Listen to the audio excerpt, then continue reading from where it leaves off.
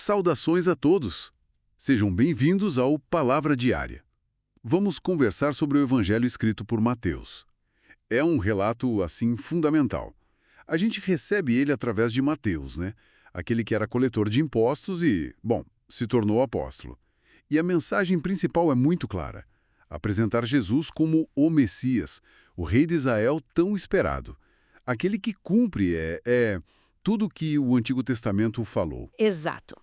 E a forma como Mateus organiza isso é, muito significativa. Ele estrutura a narrativa toda para mostrar Jesus como um novo Moisés, sabe? Só que maior. Aquele que traz a nova aliança, e fica muito forte a ideia de que ele é Emanuel. Isso quer dizer Deus conosco. E é interessante notar, os 5 grandes blocos de ensinamentos. Muita gente vê um paralelo com os 5 livros de Moisés, a Torá. Vamos então seguir a ordem dos fatos, começando lá do início, das raízes de Jesus. O Evangelho abre com a genealogia.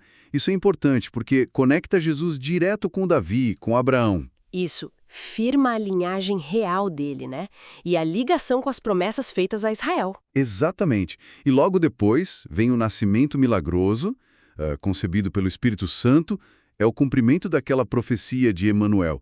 E tem a visita dos magos, a perseguição de Herodes, a fuga para o Egito. Puxa, tudo isso parece fazer um eco da história de Moisés, né? Sem dúvida. Essa conexão com Moisés é um fio que Mateus tece com muito cuidado, assim. A gente vê isso de novo no batismo de Jesus, quando a voz do Pai confirma ele, sabe? E nos 40 dias no deserto, é um espelho dos 40 anos de Israel.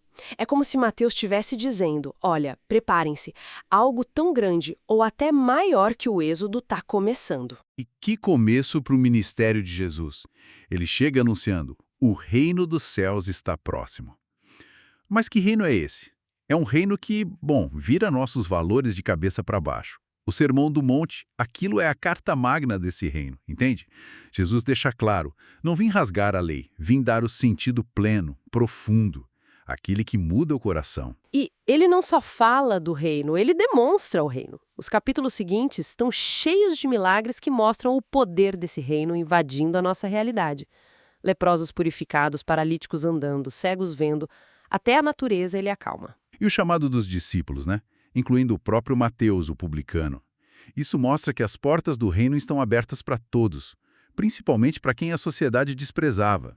Só que essa mensagem, essas ações, elas dividem as pessoas, Muita gente fica maravilhada, segue Jesus, mas a liderança religiosa da época começa a se incomodar. Ah, sim, fariseus, saduceus, eles começam a ver Jesus como uma ameaça à autoridade deles, ao jeito deles de entender a fé. Verdade. É aí que entram as parábolas do capítulo 13. Aquela do semeador, a do trigo e do joio, elas explicam um pouco essa recepção mista do reino, sabe?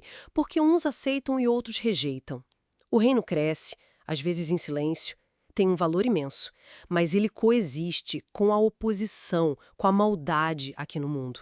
Até o fim. E tem aquele momento crucial quando Pedro declara: Tu és o Cristo, o Filho do Deus vivo.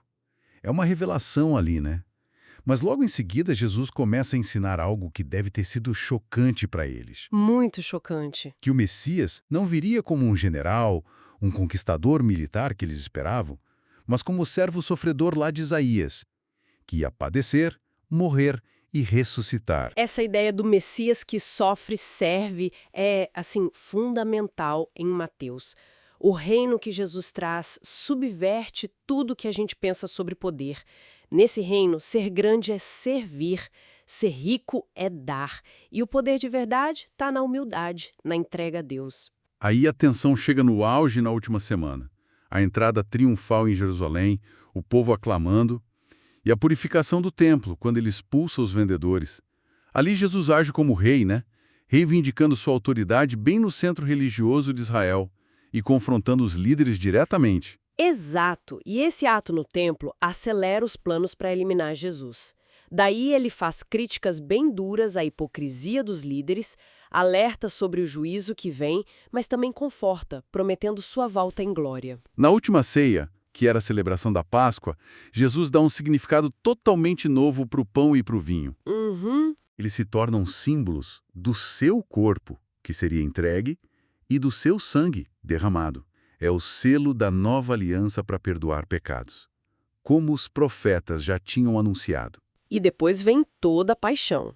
A agonia no Getsêmani, a prisão, aqueles julgamentos manipulados, né?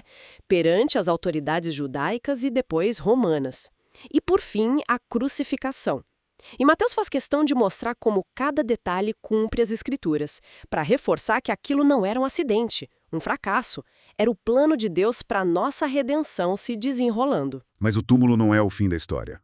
A ressurreição é a virada de chave, a vitória total. Com certeza. O túmulo vazio, as aparições de Jesus vivo, a morte foi derrotada ali. E o Evangelho termina com a grande comissão. Jesus ressuscitado, agora com toda a autoridade no céu e na terra, envia os discípulos. A missão é clara: ir ao mundo inteiro, fazer mais discípulos, batizar e ensinar a obedecer aos mandamentos dele. E a promessa final amarra tudo, voltando lá para o começo. Eis que estou convosco todos os dias, até a consumação dos séculos. Emanuel. Emanuel, Deus sempre conosco, através de Jesus. Seguimos assim analisando o Evangelho de Mateus. Se inscreva no canal, compartilhe essa mensagem e vamos firmes na leitura bíblica. Deus abençoe grandemente